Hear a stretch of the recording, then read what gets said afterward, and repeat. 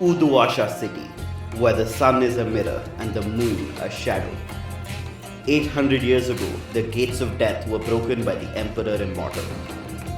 The 5 key bearers, however, had already unlocked them and walked right through. It is in Uduasha city they dwell. Now, the ghost field breathes next to our reality, lit by the eternal flame of the well of Udu. It is a second skin, a place where thought and will struggle against gravity and light. In other places, the dead congregate in the ghost field, but in Uduasha, the well city, the hell city, they fall straight into the flames. See its glittering districts: Kshitijpur, where the rich plot to buy the horizon; Bunda West, where the refugees of 2 different nations flock; and Pasarhandu, the vertical maze of market and murder. And here is Udepat, where the ceaseless temple resides.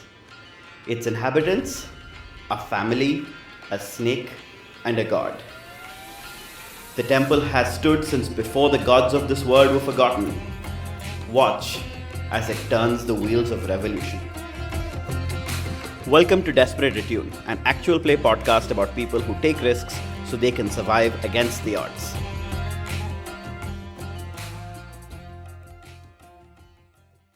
G'day, I returned. I don't know, Prince was there when I was talking about this on Friday. I just now say g'day as if it's like a normal thing to say, which it is not. It is in Australia. Yeah, I mean, yeah, but I've not only have I never been to Australia. I mean, it's not that I don't have Australian friends, but I don't really have anyone very close to me from Australia. Mm-hmm. I've just decided that... I don't know. It's a good thing to say. Sometimes we get these quirks. It's fine.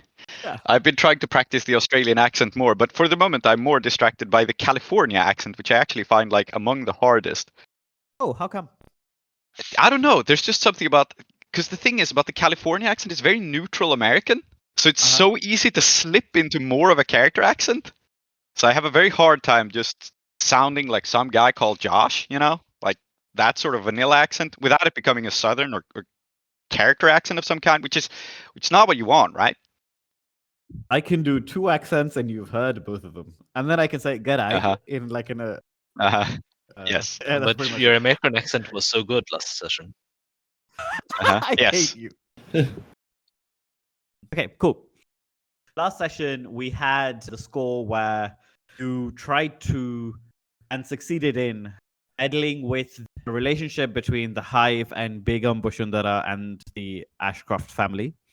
It turned out that the bribe that the Hive had arranged for the Begum was basically a job that Elizabeth Ashcroft had figured out so that the Begum could design all of the interiors for the massive fleet of airships that the Ashcrofts are invested in. The first one has yet to be completed, never mind to take off, but that's, not a problem for anybody except Ashcroft. We saw the tea house, the Grapefruit, where Vickers turned up before Elizabeth, interfered with Goopy and Baga, told them that, she was there to hang out, be their friend and so on, and then aided them in dining and dashing because this is not a place where you can really afford to eat unless you are very rich, like Elizabeth Ashcroft. Elizabeth then later turned up and was mildly drugged by her sister in order to calm her nerves, but in doing so also became somewhat convinced that her new paramour actually had it out for her. When the paramour arrived, that person being Vipahar, there was a lot of very angry gesticulation and suspicion, and Vipahar was... You cannot understand her. She has an accent that nobody can penetrate. But you didn't need to understand her to know that she's basically telling you that you're an awful sister, you're an awful family member, and that both you and Miraz should basically be ashamed of yourselves for treating the lovely and amazing Elizabeth in the way that you have. But you managed to alter the contract in order to get yourself some extra cash. You managed to get away from it not having made too much trouble, and you made a friend who was the Silver Nail who turned up on the scene towards the end. But yeah, that's where we left off. I guess we're kind of in free downtime now. We managed to make it back to the temple. Not a big problem. I think it's really important to address that we have advanced in tier, because that's a really big thing. We are no longer a small fish, and I think this manifests as basically we have this contract, right? We have Bashundara off our back, and we have kind of a source of revenue, a source of income, a little bit. So I think, renovations on the temple are proceeding, and the way I imagine it is that, at least for Vickers' part, her like tier up is going to look like we have a more nicely decorated temple. And I think also, I think she's prioritizing is we have actual like cooking facilities now, so that even though our food still sucks, we can still offer food. We can at least offer food on like a scale to people who come to us. There is something to eat, even if it's terrible. Well, this is very important, in fact. But please, everyone else, add. I think it's cool if everyone adds something that they have, like some improvement to the temple they have seen to. So for Vickers' part, the improvement is going to be the decor and like basically an expanded kitchen. It's still not good, but it can handle a lot. I think Miraz has finally managed to add electroplasmic lights to the entire temple complex. There's a little generator that I think like we feed with Leviathan oil. It's not like bank breakingly expensive, but it's still fairly notable. And I think there's probably going to be some problems in terms of like being able to acquire enough Leviathan oil to keep these lights going in the future. But for now, there's enough. Yeah, I imagine you can get some from the foundation. That's probably where I'm getting it actually, but we'll see how that ends up being. I think there's also now guardrails up near the spot where Joan and I had our conversation like 2 sessions ago. Up on the roof. Yeah, so now there's like guardrails. There's like an actual walkway. People can go there now. And in general, there's like more hustle and bustle. There's workmen going around here and there, and Miraz can be found most days in his workshop trying to draw up this escalator plan. How about Abbas? What have you paid attention to in this improvement? Okay, I think we could go with. So what kind of improvements are we talking about exactly? Because is it just our layer getting better? Yeah, it's our organization getting better, right? It's just our tier increasing basically means that we are now a more politically heavyweight faction slightly in the city. Partly for the benefit of the listeners too. That's what tier means. It's like your political pull and influence, but it does come with some, perks. What perks would Abbas add as an outcome of this? Ooh, I mean, if we were really leaning into what we've established about him already, we could expand his library. Maybe get a subscription to some publications and stuff. Really keep up with what's been going on in Russia. There's one thing we know about Abbas. He's on the cutting edge of scholarly thought. And what about Emma? I think we've seen over the past few sessions that we've been taking people into the temple to stay for a time or for a long time. Of course, the Skoflander, the 2 Skoflanders, and also I forget his name. What was the guy that we that we considered taking in but didn't eventually? Morrisim? Morrisim, yes. Yes. He lives with Pierre now. He lives with Pierre Yeah. now, correct. But I think what we might see is that we have these like kind of monk cells, right, that are kind of Spartan rooms where the temple custodians and such might live. I imagine they might be have become a little bit more comfortable and a little bit more prepared for actually receiving people. And it's possible that there is 1 or 2 people that actually make use of them every now and then. And I think that one change that you will noticed is that the twins who were Zajidan's kind of left and right hands, respectively, in some lights, especially under the harsh electroplasmic lights, sometimes when you see them, it seems like their skin looks a little mottled, like it's fake skin. And then you kind of like blink and then it's gone. So it doesn't look like that. But I think it does seem like your cohorts have taken on some of the aspects of the avatar of your god, if you pay attention to them. The other thing that happened is that, and I'm sure Paddapriya and Paddamuki are really, really annoyed about this. There's now more and more people from our congregation who they seem to have taken up residence in the temple, and they're like going around like, can I help you with this? Can I sweep that? Can I fix this? our cohort has expanded in mechanical terms, Mhm. right? Now there's more of them. Yeah. Probably like 5 or 6 people. They're not only staying here, but they're also doing Yeah. tasks. Yeah. So now they're like, at first I think Padapri and Padamuki like ignored them and resented them, and like then they started relying on them. Now it's like a reluctant sort of thing where like now Padapri and Padamuki aren't just 2 people anymore. Then there's more of them. Well, Oh, more wow. sisters. Yes. Oh no. No, but like it just seems to come in a unit still. Huh. Like when you call for Padapi and Padamuki, now they might show up with some random guy. They're now what surgeons in our. Yeah. Very good. So yeah, I think like there's certainly a lot more hustle and bustle than there used to be. This is mostly a good thing. It is mostly very useful that you can pull upon more people and you've got more infrastructure. It does unfortunately mean that you are also acquiring more attention. Prince, why don't you tell us first about your downtime? Absolutely. So it was mentioned some time ago that Morrisim is actually into roofball, correct? Yes. Yes. So I want to go visit him with Pierre, and to flag what I'm doing, I'm indulging my vice, but my plan is also to onboard Morrisim into my team because, Okay. or at least to test him out. Right? He has been playing roofball. Right now, he's just like, so he's in hiding from the hive and so on. Yes. But I feel like we have. Does it make sense to have him reappear in a public position on our team? Actually, It would be dangerous. yeah, but it would also be funny. It sounds like the sort of slightly reckless, silly thing Vickers might do. But then she's also savvy about gang politics, so depends on which mood she's in, I guess. Yes, I think what she will. What I think, yeah. Her reasoning here is that we have expanded our temple. We have sort of made a claim, right, that we are protecting this guy, but he also needs to be somewhat subtle. So, yeah, okay, I have an idea. So, she will go to Pierre's place with a number of supplies with her. Subterfuge supplies, no less. And she will ask to see Morrisim. And I think Pierre is he's now got much more free time on his hands because of Morrisim. So at the moment he is, I think he for whatever reason he's darning some socks. And he sees you, he immediately stands up, gives you like a salute and says, "Captain," and then says, he's round the back. And I think he yells out. Oh, excellent. Thank you. Yeah, he yells out for Morrisim and says, "You're here to see him." Yep.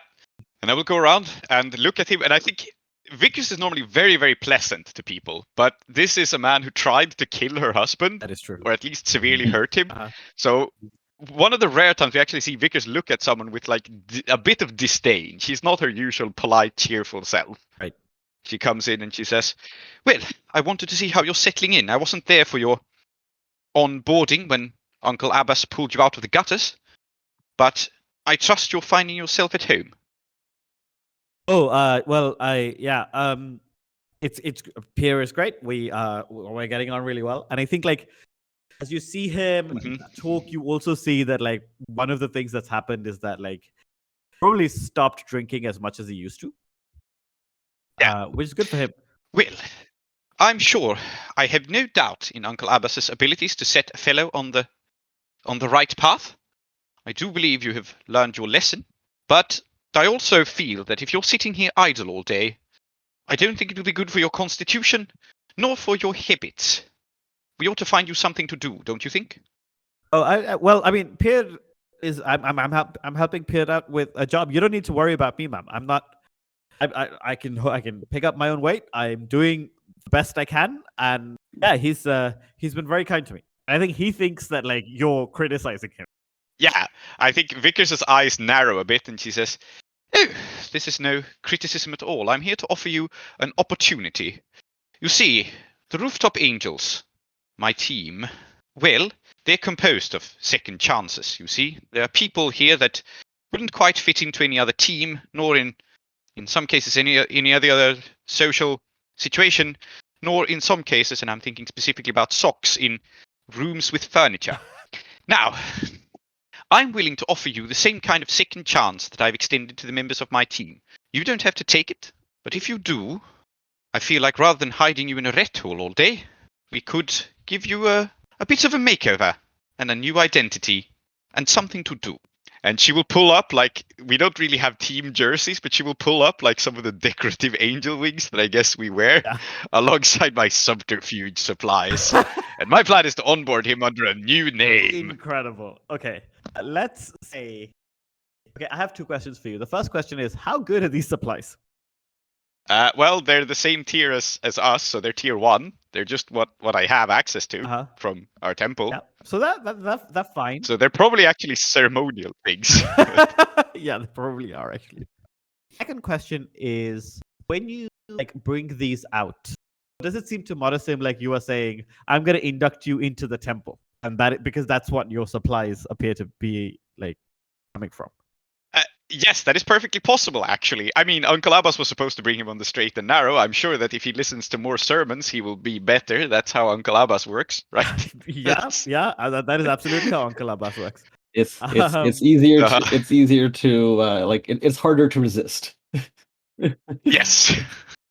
So I think then let's say that if you are willing to actually induct him into the temple, then that seems to me like a devil's bargain.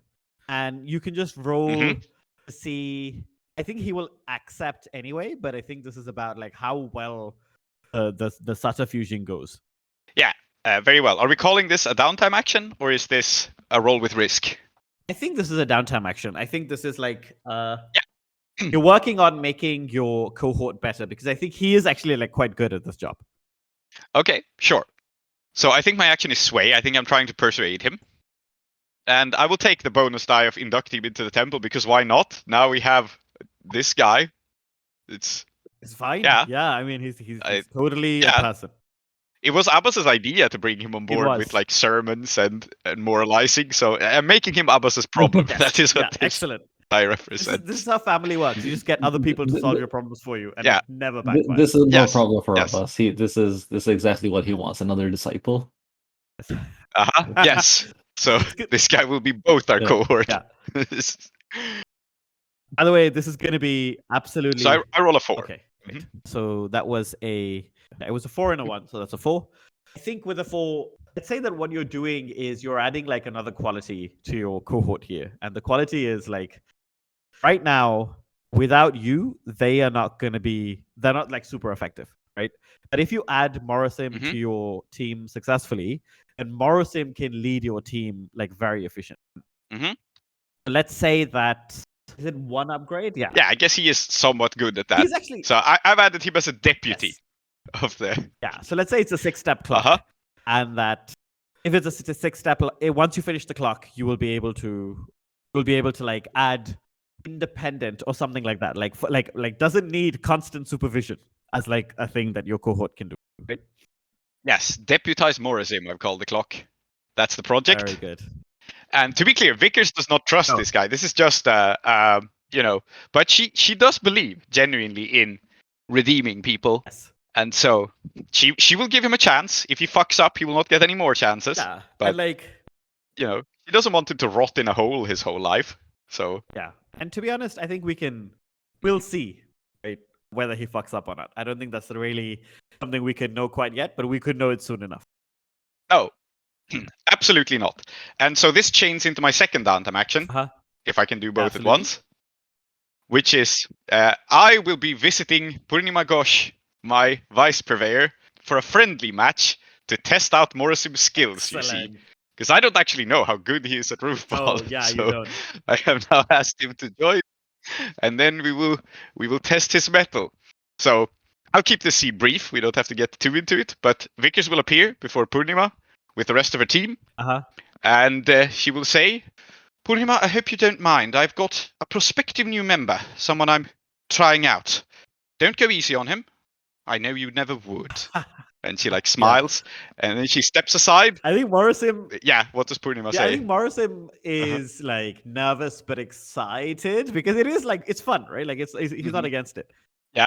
And Purnima is like looks him up and down. Then she looks back at you and she says, "Yeah, you could do better, couldn't you?" And like I think this is less about him and more about like poking you where it hurts, which is really like this is where your judgment is. Yeah. Yes, and I think Vickers will notice the barb, and like just take it because she is doing him a favor. There's a very pointed look to Morrison, like I am doing you a favor. I'm putting my reputation on the line here, right? And now I need to give him a new name, obviously, as I introduce him because I can't introduce him as Morrison. What's a good name to give him? Okay, just the first thing that came to my mind. Vickers goes like, "Well, I'm pleased to introduce to you my prospective new member, Augustus Khan." Or have you told Morrison before this moment that this is going to be his new name? No, he's Augustus Khan now. I think Morrison's the kind of guy who would love to be Augustus Khan. Yes. If he was Morrison, he would like grunt and like maybe salute. But like now that you've named him, he's going to Yes. like Augustus Khan. It's a very different kind of man, I think, or he thinks anyway. Yes. So he will like do what he thinks is a bow. Yes. And then I have disguised him to look exotic because this will throw off the trail. So he has a cool romantic eye patch now. It's complete. He doesn't need one, but he has a cool romantic eye patch. And very good. Yep.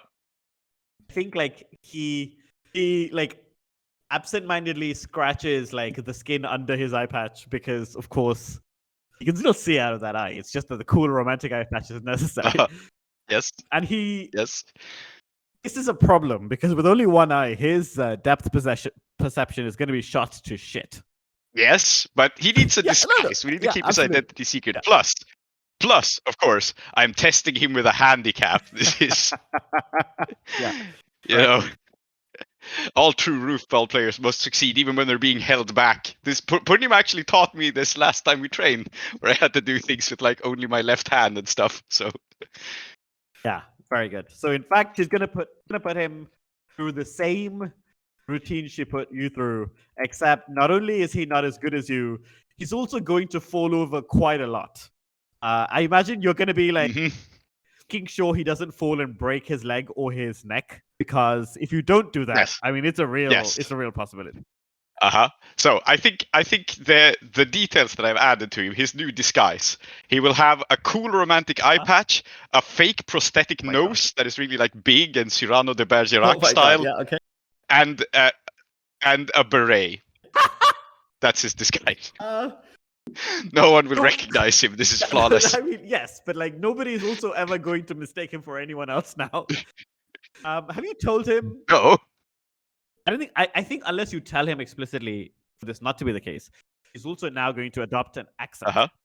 Yes, perfect. And he's going to adopt the accent that I'm about to do now, which I will never do again, which is the kind of accent that an Indian person does of what they think a French person sounds like, but never having actually spoken to a French person. So I think he will say something like, "Hello, Ozzy. The ball is in my hand." And he's going to try very hard and fail. But, you know, we can see how your wife. I would roll my indulge vice now. Yeah, you genuinely think that's the last time you're going to do that accent? I hope so. A 4 and a 6. I roll a 6. So you clear the most stress you can. I'm apparently proud of his performance. I think not only does he do better than you expect, but that Purnima genuinely thinks that this guy is some guy you found on the street. And she believes you. Yes. Like, he definitely thinks he's weird and that he's a character, but that everybody in your team is like that. Sox is like that. Pierre is like that. So this is just another person in your collection. Right? So, yes. At the end, she's going to be like, oh, not half bad for someone who can only see out of one eye. And I'll just tell him to not to speak as if he's got like off his mouth full of cotton, and I think we'll be fine. It's really annoying. Yes. Vickers like claps a hand on his shoulder and says like, "Hey, don't worry, everyone. The communication issues will soon be over. He's assimilating well to the local to the local climate, isn't he?" His accent will go away over time. He'll learn. He'll figure it out. This is how we get rid of the accent. Okay, good. I have my new deputy, Augustus. I like that as soon as I gave him a fake identity, Morrison just decided to change his old personality and become like slightly obnoxious, but also just Well, cooler. So I think that in fact Morrison was just waiting for somebody to give him a purpose in life. I don't think he was expecting this to be the purpose, but now that you've done it, you know. yes, precisely. I think that was Vickers' take on it too. You know, he may have attacked my husband. It's just because he's a sad, confused, alcoholized man. Yeah. He needs something better in Yeah. his life. Yeah. He's also not going to really enjoy it when he finds out that Goopy is now contributing to Abbas's newspaper, because Goopy used to work for him and now they're Uh-huh. kind of equals, maybe? Yes. That's going to be awkward. Okay, that's Vickers' downtime. I just wanted to tie up the Morrison loose Yes, end so we don't just absolutely. leave him hanging out at pier. Yeah. I think this was a fun way to do it. 100%. Don't worry, I would have tormented him somehow. I have potentially one more thing I want to do, but I'll do it after everyone does their regular downtime. But I'm thinking of a way for Vickers to reduce heat on the crew as well. Mm. Ah, yes. So just forgetting flagging about that. I keep forgetting about heat as a mechanic. Yeah. I don't know why. But I actually think I have a reasonable way for Vickers to do it here, so I'm going to probably spend some crew resources to get the law off our backs. I'm very ready for you to be our like appointed person who remembers that heat exists of the crew once Yes. again. Yep. Okay. Guess who has 2 thumbs and 3 free downtime actions? Is it you? Abbas Shafiuddin Chakraborty. No. Well, I do as well. Oh no, you no. do? Okay. Oh yeah. Oh, excellent. Everyone should have. This is But the best the ability in number the of game. thumbs that Abbas has not yet been confirmed. So Fair enough. Anyway, thinking about thumbs once more. Yes. So speaking of loose ends, Mhm. 2 sessions ago, the Chandler man. Yes. What was his name? Ahmad. Mohammed. Yes. Correct. Mohammed. Yeah. He said that he would be sending his apprentice Shema over Shama, but to yes. the Caesar's temple. If I remember correctly, it was to kind of like figure out some way of like atoning for our sins of our snake having eaten their priceless waxwork golem prototype. Uh-huh. And I think what I told him was that, well, there's no point asking me to do waxwork. I'm not qualified. I don't know how to do that. No. Yeah, maybe we can figure out some way of like I could help them with Sparkcraft or like melding our science or something, and then he assigned one of his apprentices to me. Yes. So I think she must have shown up at some point, but like let's have an encounter with her, and then I want to indulge my voice and bring her along with me. But like let's see her first. Like Yeah. what do you think that dynamic is like? So I think she is probably in her mid-20s, kind of looks like the kind of person who cares very much about one thing. And in her case, that is, building waxwork golems, and does not care very much about anything else. So like she's got like, frazzled hair, a kind of harried look about her, as if nothing else apart from the thing that she cares about has even occurred to her. Kind of like a mad scientist vibe, right? And probably the last couple of times she's turned up at the temple, Padma Priya has looked at her and said, "Oh, my darling, you look so disheveled. Would you like some help?" And then I think Shama's like heard this kind of thing her entire life. So she's been like, "No, it's totally fine. Don't worry about it. I'm fine." Like that dynamic, I think, has been slowly deepening. And today, when you see her enter, you definitely see her like watching for Padma Priya out of the corner of her eye, because she wants to avoid the lecture that she's no doubt going to get, because she's wearing the same clothes as she was wearing the last time she came. Miraz obviously doesn't notice any of this. He's like, oh, she's back again, is she? Yeah. And I think what's been happening is that so she only cares about waxwork. I don't think she has any interest whatsoever in fusing the 2 sciences. Oh, really? Miraz has no interest in waxwork. So I think what's been happening is that she shows up because she's supposed to show up. Miraz lets her in because Miraz is supposed to let her in.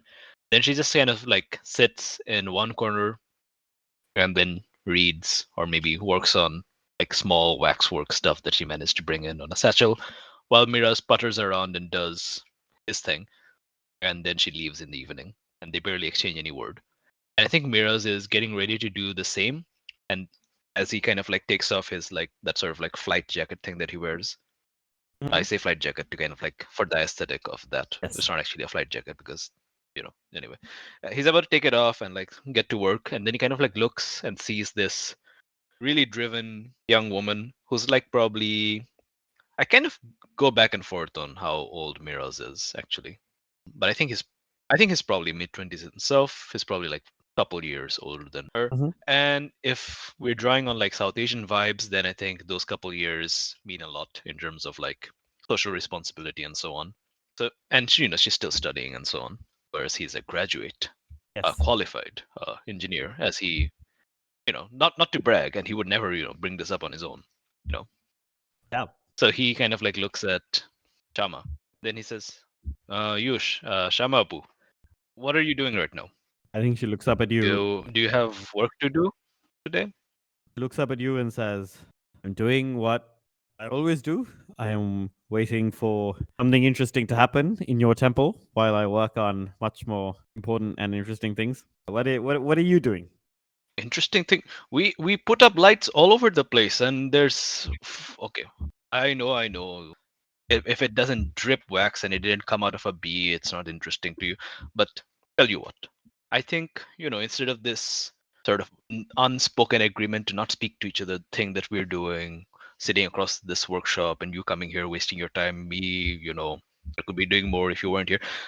Let's see if we can make something of this, right? I think just come with me. Have you had breakfast? I don't think you have had breakfast. You don't look like someone who has breakfast. Why would I? I don't have time for breakfast. Why would I? Well, you have time for breakfast because your time is supposed to be here sitting around, and which means if I tell you to come have breakfast, you're going to have breakfast. So come, get up. We're going to go to. Have you been to the Imperial Ward? The Imperial? Oh no! Why would I go to the Imperial Ward? Completely unnecessary. Well, we are going to the Imperial Ward to meet my friend. Come, get up. And I'm going to take her to meet. So normally I meet Fawzia and Sarek in the Playful Turtle in Columpit. But today we're going to go. I think we're going to go back to the cafe.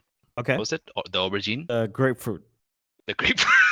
Incredible. Nice. I think It's the it's grapefruit, possible yeah. that like the Uduashan locals call it the aubergine and not the grapefruit. It's what Uh-huh. Abbas definitely calls it from Yes. now. Two completely unrelated plants. Yes. Well, it's like how the orange is a Chinese apple in some languages, right? It's just people are confused about plants sometimes. Yeah, so we're going to the Abbas would aubergine. never. I actually also have business at the grapefruit because I'm trying to reduce our heat. So maybe I'm in this scene also, if Very that makes good. sense. Excellent. Yeah. So I think I was going to go over to the aubergine / the grapefruit to talk to Fawzi Ansarek. And I think I was going to talk to her about the airship, see what she knows about it. Because let's be honest, this is the biggest game in town in terms of Sparkcraft, right? Qualified Sparkcraft engineers don't just grow on trees in Uduasha. They don't grow on trees in Duskwall either. They need me over there. They craft them out of pure metal. Yeah. Well, sorry, I have no response to that. Yeah. No, I would be stunned if you had. Sorry. Yeah. It was my instinct to have a response to it, but I don't. So like anyway, so I think he was going to go over there and try to like talk to Fawzi Ansarek about like getting involved in this airship, see what context she has, like he wants to get in himself, but like maybe the foundation can also have business, that kind of thing. Yeah. Maybe a freewheeling scene, I don't know. But why not take Shema, my new apprentice? Okay. Yeah. Mm-hmm. Yeah, and so as Vickers comes along with you, let's say that she is, because she has business here as well. I think we will see Vickers very uncomfortable to return to the scene of the crime. She is like unusually timid, picking at her skirts, just walking alongside, but having resolved to return to this location, so that she can help straighten things out. It makes perfect sense for you to be here because your dad's running the show. Yeah, I mean, exactly. So I'm probably involved in this conversation with Fawzia as well, but I have my own agenda. Yeah. But anyway, yes, Vickers will be quite uncomfortable. Okay, so let's go over there. I'm just going to roll Indulge Vice to see what the tone of the scene is going to be. Because this is a Vice Indulgence. I'm taking help from Shama. So she's not my friend, she's my contact. So what are your rules regarding that sort of thing, Tree? I think that you can get. I think she's kind of like she's in a fictional position to give you this help, but I'm not going to do it for free. And in this case, probably the that she's going to demand that you do for her is, I think she's going to say that, like, if, like, you're going to drag her down to Golampith and you're going to make her, no, sorry, you're going to drag her into the Imperial Quarter and you're going to make her meet all these people, and it's just terrible. And she wants something from the temple and to have to arrange it for her. I don't know what it is yet. Oh, I know what that is. It's very stupid. She wants to talk to the snake. Sure. I mean, why not? Yeah. I think Miraz doesn't Brilliant. doesn't care enough about the snake to consider this a problem. They're like, here, sure, whatever. If you can find that, sure. Great. Good luck to you. Yeah. I wonder if they can get the snake to regurgitate the golem, because it does take snakes a very long time to digest. Oh God. Well, That's what a bus would do if he was aware of what's going on. So I will help you at this meeting, but it will cost you 1 snake puke. I rolled a 4. I had 8 stress, so I still have 4 stress left. That's fine. Right. I mean, it's Okay, still quite good. So this meeting. Yeah. Yeah, it's a moderately successful meeting, I suppose. That's kind of like a. So how do you think it goes? Like, so we show up and talking to Fozia and look at Vickers and say, okay, Vickers, I know you have a close relationship with your father. He doesn't like me very much, but I don't want to lean on you too much. It feels like he won't respond very well to that. But this would be good for me, right? Like if I'm involved in this airship, like it would be a good idea for me to be involved, keeping an eye on things. Yes, of course, but also. Yeah, well, you're certainly the most qualified. Yes, I think so as well. Don't you agree, Fozia? Yes, I think Fozia. Sorry. Fozia? Yeah, no, Fozia is like me in a. She's gone back to depressive now. She's actually very quiet. Yes. Just like twirling her spoon in her hands, not really paying attention. And then you have to say, Fozia? And she's like, yeah. Yes, exactly. I completely agree. Yes. What were you saying? I was saying that I would like to have a position on the Ashcroft Industries airship project. And I would like you and Vickers to help me with that because, well, Earl Ashcroft, my father-in-law, doesn't like me very much because, well, he is my father-in-law and he doesn't approve of that. Also, I don't think he approves of Iruvian as engineers in general. He thinks that we're all like Shama here and all we care about is wax and all that. And he doesn't want to do anything to do with wax. He wants Sparkcraft. And Shama, listen, it's very good that you're here, okay? This group that Fozia represents, they call the Foundation. It's all about bringing science forward. And you and your wax golems that you're developing for 100 years, and then a snake eats it, and now you're just trying to get that back. Forget about it. Move forward. Fozia, don't you think that's true? Oh, this Chandler stuff. It won't go anywhere. I mean, it's all old nonsense.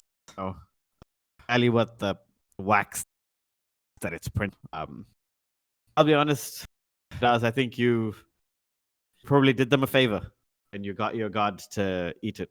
And I think she's not even like really paying attention to what she's saying. I don't think Miraz is subtle enough to pick up on what that might be. In fact, I'd be surprised if Shama is, but maybe she is. No. I think like probably in this case, Shama's not going to immediately be like, like evidence that like you did it. But I think this is like she's probably going to get a vibe that you don't really mean for her to work together with you, right? This is just like you're trying to distract her because you're not doing anything about the dismissive way your friend is talking about this. But then you were also being dismissive about it. So, all much of a muchness.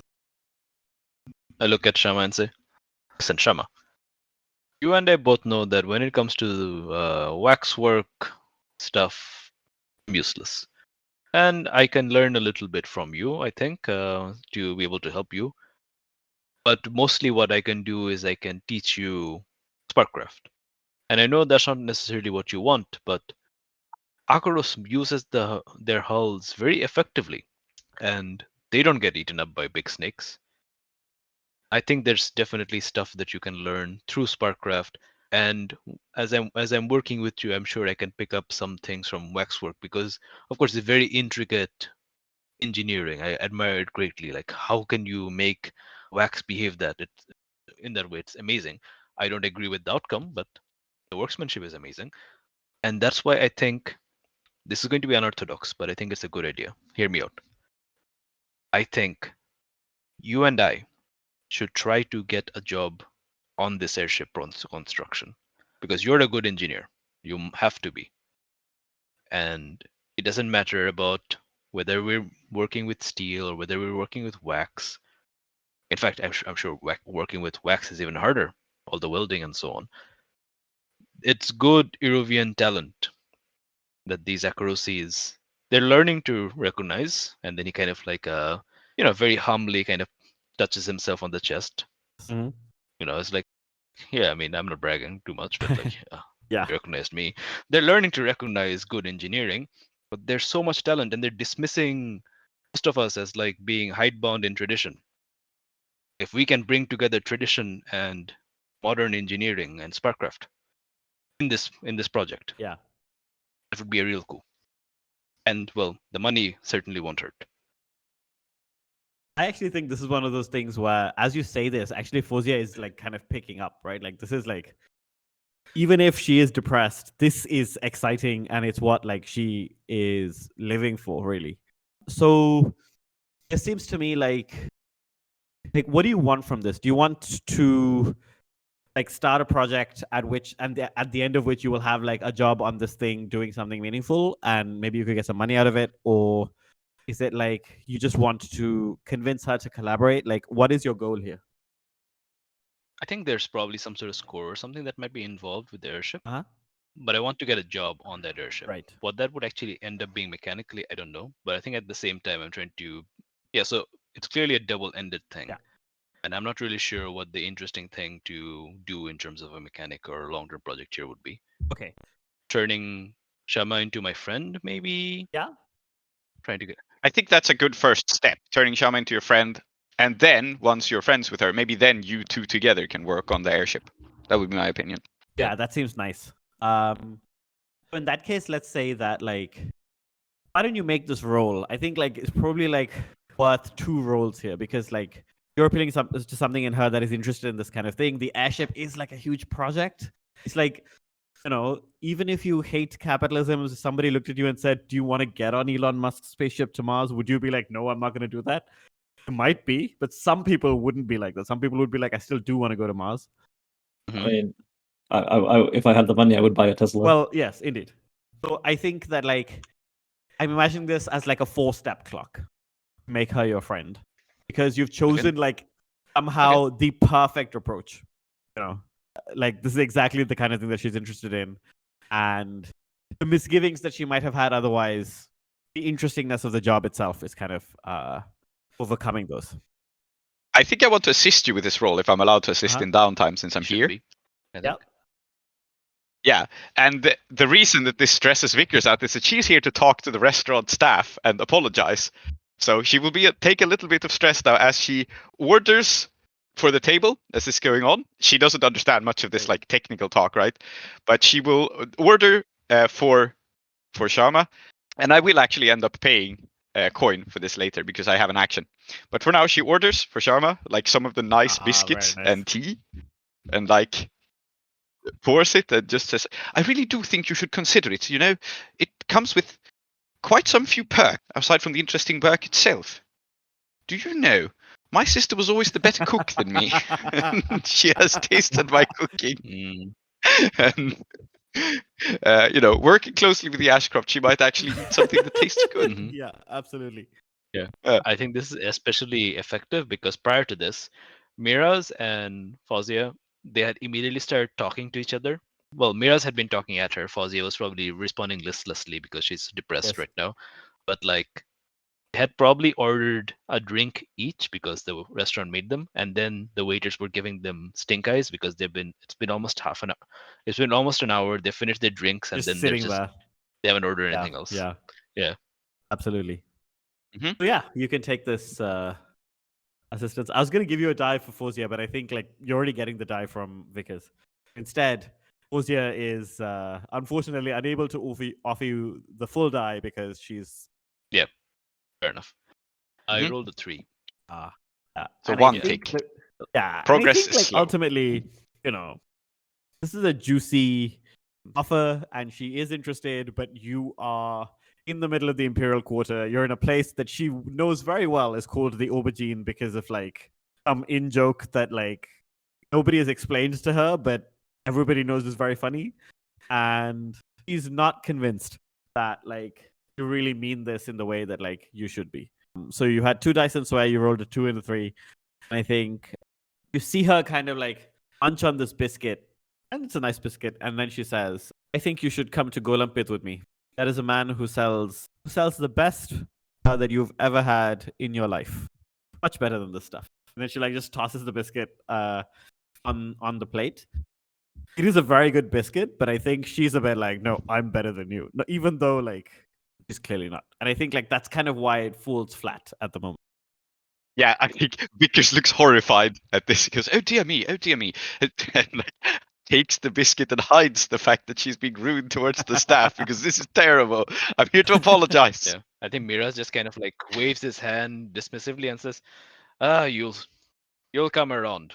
But if you're going to be like that, I mean, I suppose you can have the day off or stay around. I don't care." And then he's going to turn to Vickers and say, "There was something you wanted to do here at the restaurant too, right?" Oh, yes, I really must have a word with the maitre d'. Yeah. Sorry, and whoever is in charge around here, I Yeah. need to talk He's to. like, "Do you need help with that?" And you're getting the signal that what he really wants to do is just sit there and talk nerd bullshit with Fozia. Yeah, I think Vickers picks up on it. He goes like, "Oh no, it should be fine. I don't want to drag you into this as well. It's just you just enjoy and please finish the biscuits. We'll look awfully rude if we Yeah. don't." I think they just start demolishing the biscuits now that they're Yeah. there. I think the Yeah. maitre d' is he's from Imperial City. This is like a Mhm. he got this job because he couldn't get any jobs in Imperial City, and this pays much better than anything he could get back home. But he still does see this as kind of beneath his Mhm. station, right? So he's like, Uh-huh. wearing this perfect coiffed vest, immaculately pressed dress shirt. Mhm. He's got this like well-oiled mustache, Mhm. and he looks up and he says, Yeah. "Yes, Mom, there's something I can help you with." Yes, Victoria Evangeline Chakraborty. You may recognize me from. Well, I was here not too long ago, and I'm afraid there was a bit of a misunderstanding, and I'm here to apologize and clear up any matters. Oh yes, and also, and I will produce yes, one coin okay, here, yeah. and also pick up some more of that peculiar red tea. My very good friend was interested in it. Anyway, if you could be a dear, please, and forget about the whole affair and don't talk about it anymore. That I'm sure people must have already talked. But well, you see, indeed. Like she just like yeah, yeah. I'm going to Yeah. profusely I apologize. think we see this Uh-huh. man like initially when you're talking to him, he's like, "Okay, can't be rude to a customer, but I'm really impressed." And when you flash the money, he's like, "Oh, I see." And then when you're like, "Oh, that red Uh-huh. tea," immediately he goes again, "Not impressive." And then like, money's money. So I think he will say, "Well, I think that any donation towards the tip jar," and then he's gonna like look in the direction towards like a suspiciously empty jar, and he'll say, "Will be much acknowledged by all of the staff." And he like rings a little bell, and then someone comes up to him and he says, "Show the lady Irondale first flush." I think that is what she's referring to. Oh yes, yes. Just the leaves, please. I'm bringing it for a friend. But anyway, if you could be so kind as to forget about what happened here and the whole incident, I'd be most grateful. And I'm actually spending both a yeah. coin and the rep here. I'm spending the rep to reduce heat because that is my, and I think it makes sense to lower rep because I'm basically just asking him to forget about all this to be kind. So I'm going to roll consort, sense. I think, to reduce heat. I don't think I have any particular Yeah. bonus to this, so A 1. just this with it. It's a Well, 1, yeah, so I think reduce the 1 problem heat. here is that this man really does think he's not that he's better than you. He could never be better than like a noble, but that you should have some decorum. Can't turn up and expect to bribe me and just like everything will. Yeah. I think he says, well, Yeah. I will take it under advisement. If you would like the tea, I'm sure my colleague here can help you. Oh yes, thank you so much. Thank you so very much. I shall, well, I shall return to my table post haste, but I do need some of that tea. Joan has been quite out of sorts. Because if I do recall, Joan really wanted some more of this tea, so I'm picking some up for her, and that's like my excuse. Also, I'm spending a coin. I don't know what this precisely contributes to, but I'm going to hand it to you, Joe. I was actually going to say, maybe the coin could count as a devil's bargain here to like give you another die, but like at that moment before you rolled, it didn't come. No, I'm spending it towards a separate. I'm spending it towards a separate totally fine. entirely. So. And I think he says, well, if the lady is satisfied, then I'm afraid my duties call me elsewhere. And he's got a very plastic, insincere smile on his face. Yeah, and I think Vickers totally does not get it since this roll fails. He goes, "Oh, thank you so much. I'm most relieved. You've been so hospitable." And everything is fine now, and Vickers will forget about all of this. He's too professional to like immediately roll his eyes as soon as you turn around. But we know that's what he wants. Yeah. Yes. Yes. Incredible. Yes. No, in Vickers' word, everything is okay. Everyone has now forgotten about this incident, except for V and Elizabeth, of course. But I will deal with that later. Very good. Right. I think like that seems to be the end of that scene, right? I think fantastic. If it's okay, it's about 1:45 for me. I would be deeply grateful if we could wrap here. Yeah. We'll do Joan and Abbas next time, and we will. I will pass on the tea, and we will see what comes of it. Not just Joan and Abbas, but my other free downtime action. Yes, indeed. Oh yeah, which I get for free. Yeah, we'll note that down so we know. I'll remind you, because I get 3 downtime actions for free. Yes. I've had 3 downtime actions for free for as long as you've had them, all right? You know, Big, I have 3 PS3s energy here. And so blows out our brief candle. I named the disciples of the ceaseless temple thus, with both their given names and taken. Soumithri, called Tree. Zoheb, called Klow. Prince, Emma, and Aadiyat, called Soap. Intro music, Jalandhar by Kevin MacLeod. Outro music in Keeravani Ragam by U. Srinivas. Blades in the Dark by John Harper and Evil Hat Productions. Iruvian playbooks by Johnstone Metzger. Follow us at Desperate Attune on Twitter or email us at desperateattune@gmail.com. Support us at ko-fi.com/desperateattune.